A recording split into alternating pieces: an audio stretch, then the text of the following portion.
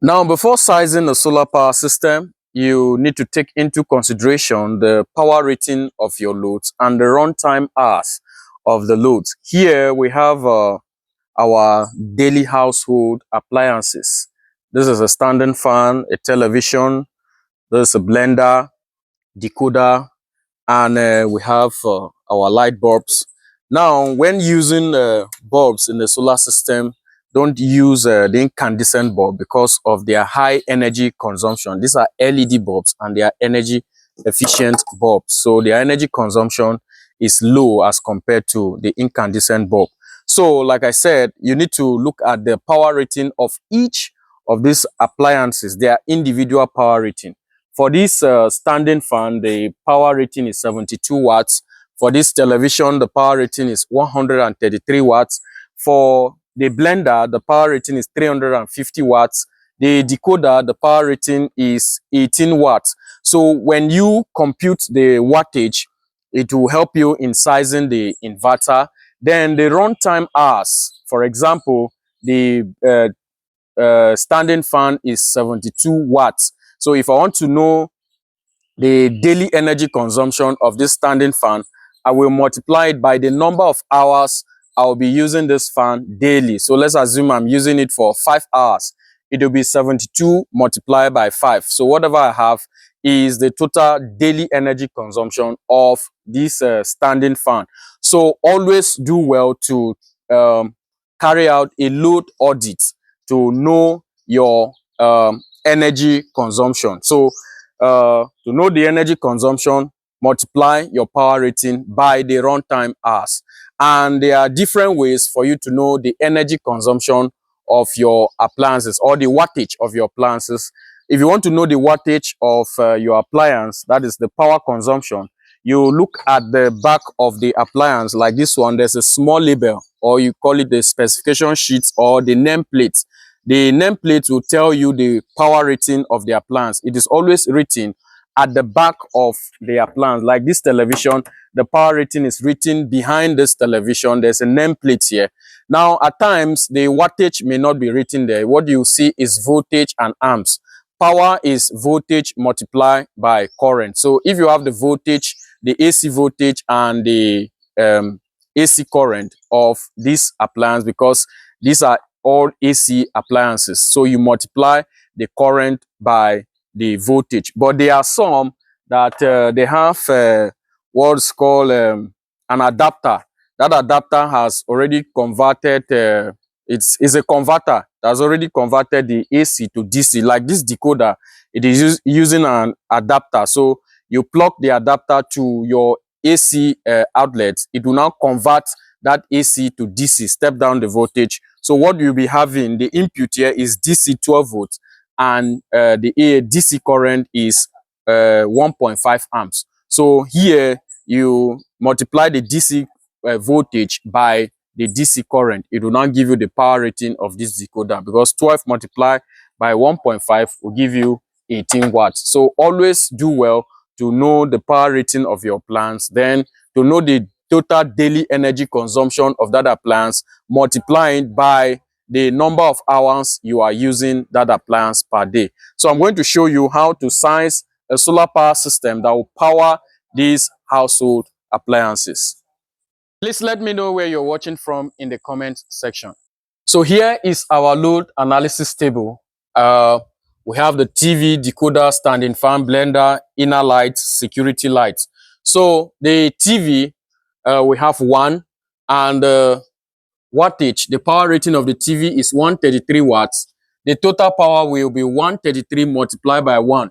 It will give us 133 watts. Assuming we have 2 television or 3, it will be 133 multiplied by 2 or 133 multiplied by 3.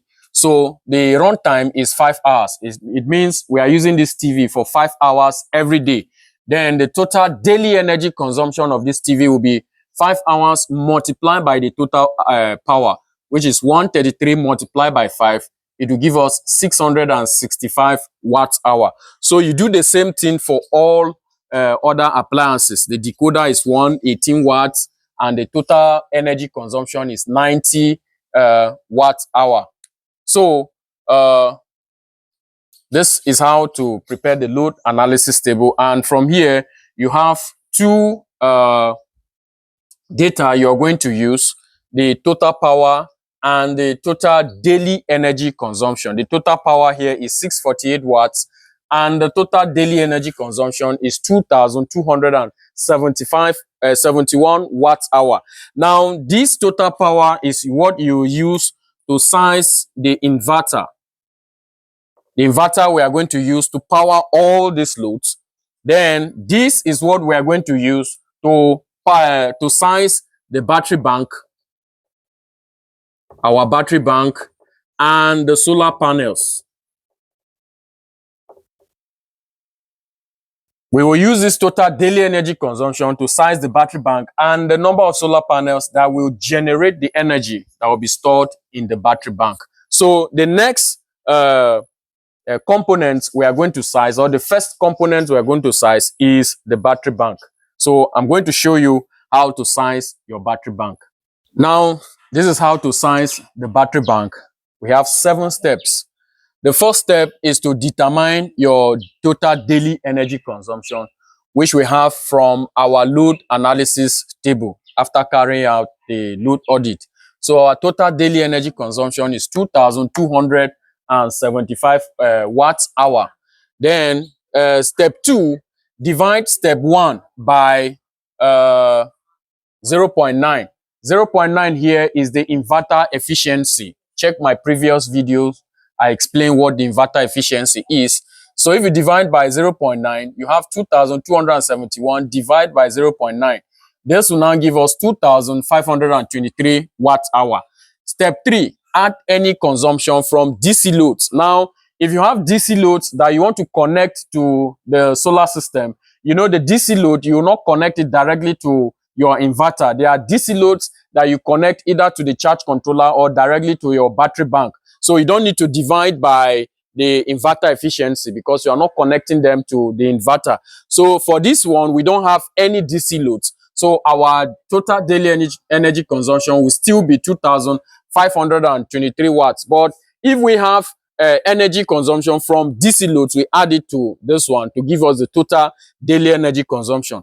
Now, step 4, you multiply step 3 by days of autonomy. The days of autonomy are days you want the system to power your loads even when there is no sunshine, there's no charging from the grid, charging from solar panels. So our days of autonomy here is 1. We are having 2,523 watt hour multiplied by 1.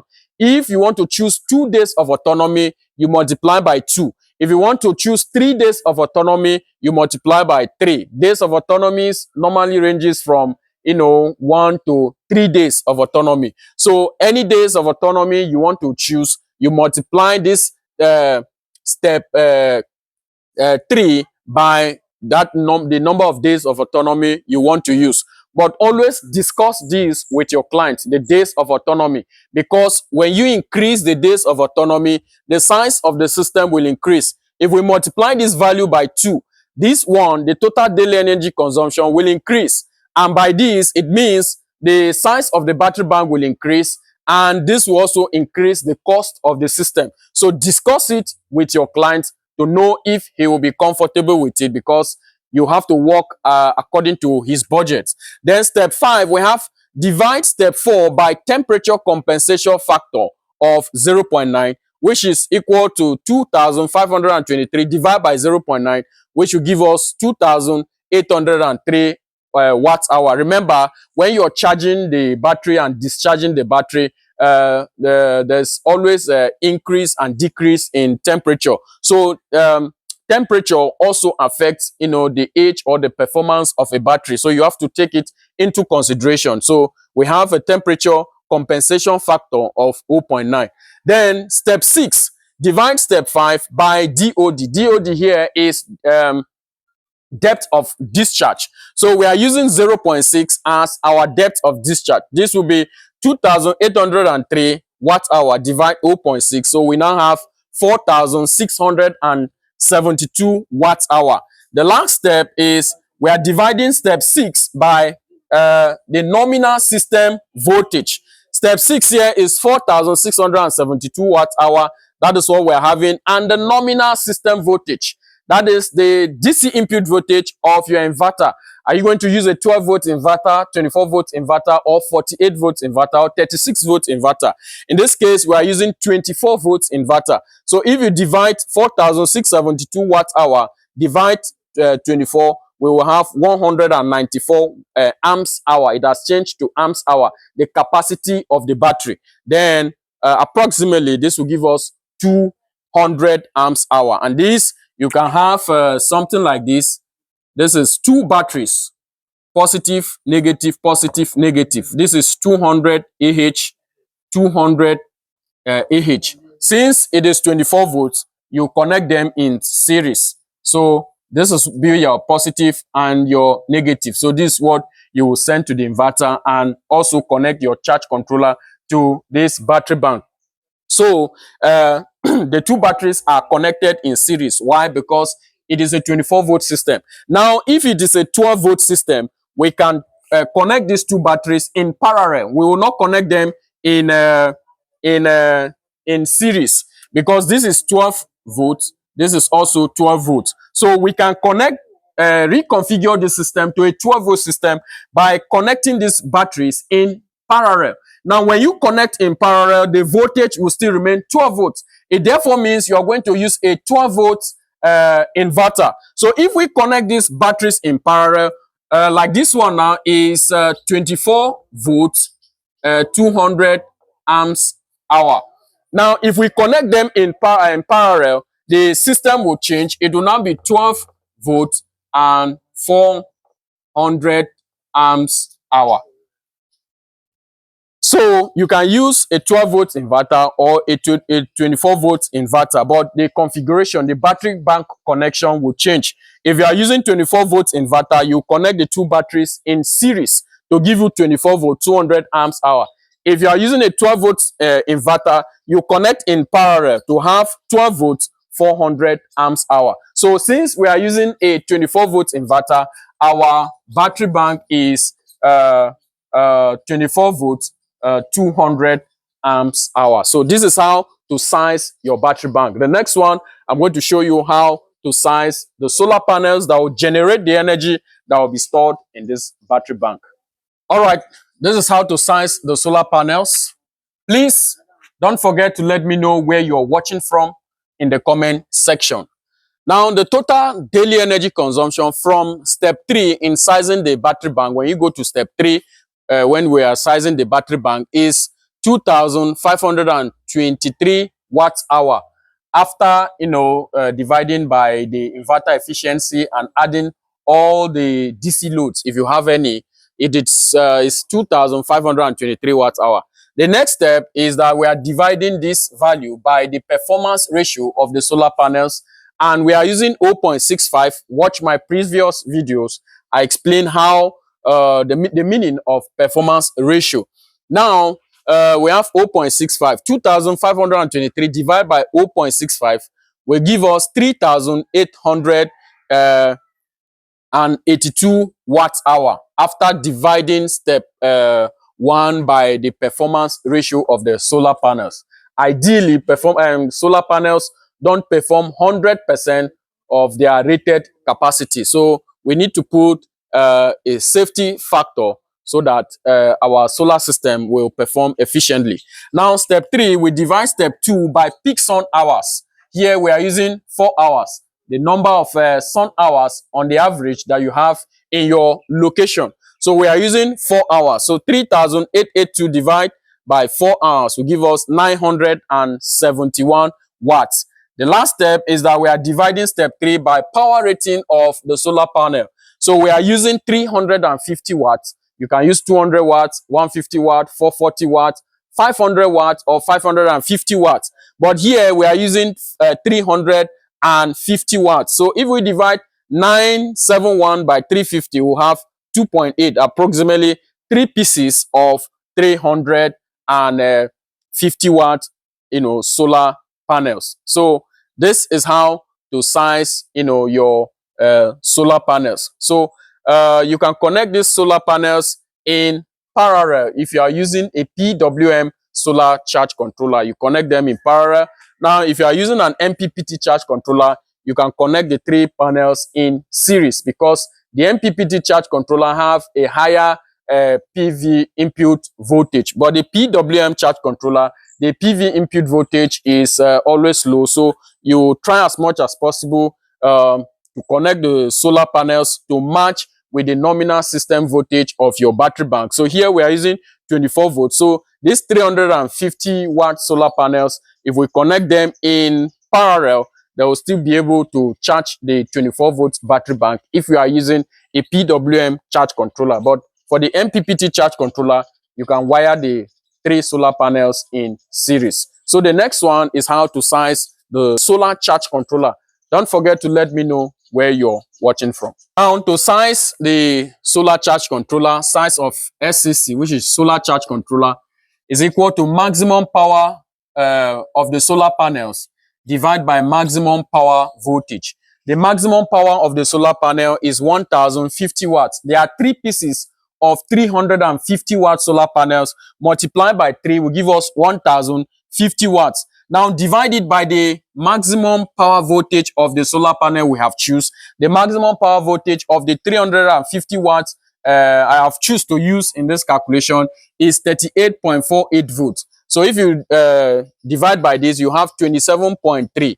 Now you multiply this by 1.2. 1.2 here is a safety factor. So if you multiply 27.3 by 1.2, it will give you 32 amps. But it is difficult for you to get a 32 amps charge controller. So you use 40 amps or 45 amps solar charge controller. So, but if you have a 40 amp charge controller, make sure the maximum PV input power is can handle up to 1050 watts. And if you're also using 45 amps, you should make sure it can handle 1050 watts. Now you can wire the panels in series or in parallel depending on the charge controller, whether it is PWM or MPPT charge controller. The size of the inverter is total power of loads divided by 0.8. From our load analysis table, the total power rating there of the loads is 648 watts divided by 0.8. Safety factor is equal to 810 watts. Yeah, this is approximately, you can use a 1 kVA inverter, but it's difficult for you to get a 24 volts 1 kVA in inverter. So you can use 24 volts 1.5 kVA. But if you are using a 12 volts inverter, you can get an inverter that is rated 12 volts 1 kVA. If you want to reconfigure the system to make it a 12 volt system. Now, but if you are using it for the 24 volt system from our battery bank, we are going to use 24 volts 1.5 kVA inverter. Why? It is difficult to get an inverter that is rated 24 volts 1 kVA. But if you have the inverter, it will still work very well here, because the size of inverter that will power this load is 810 watts. So this is how to size a solar power system for your home. Do well to let me know where you're watching from, and also let me know the power rating of your appliances. If you know, you can just drop it there in the comment section. If you need my PDF on how to size a solar power system, the step-by-step you need to size a solar power system, click the link in the description of this video to download the PDF. It is not free. You pay a little amount to support and encourage my work. Thank you for watching. See you in my next video.